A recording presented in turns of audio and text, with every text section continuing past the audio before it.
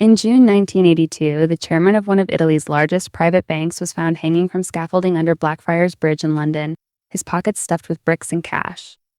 His name was Roberto Calvi, and his associates called him God's banker. Within days of his death, Banco Ambrosiano collapsed, leaving a hole of more than $1 billion in loans made to shell companies no regulator could fully trace. This episode follows the causal chain from a bank's Catholic identity and Vatican connections, through a web of secret accounts and political cover, to a collapse that rewrote Italian banking law and forced the Vatican to confront its own finances decades later. Banco Ambrosiano was founded in Milan in 1896 by Giuseppe Tovini, a Catholic lawyer, with a founding charter that explicitly restricted shareholders to practicing Catholics, a design intended to keep the institution separate from what its founders called the corrupting influence of secular finance.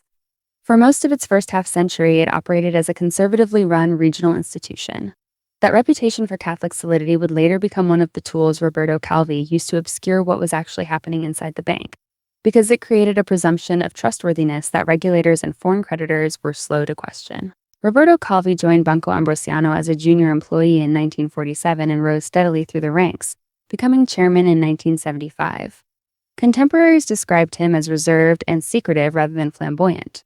He had an extraordinary skill for cultivating connections outside the bank, including with Michele Sindona, a Sicilian financier who had built a network of offshore holding companies before his own fraud and collapse in 1974. Sindona's methods and connections overlapped with Calvi's.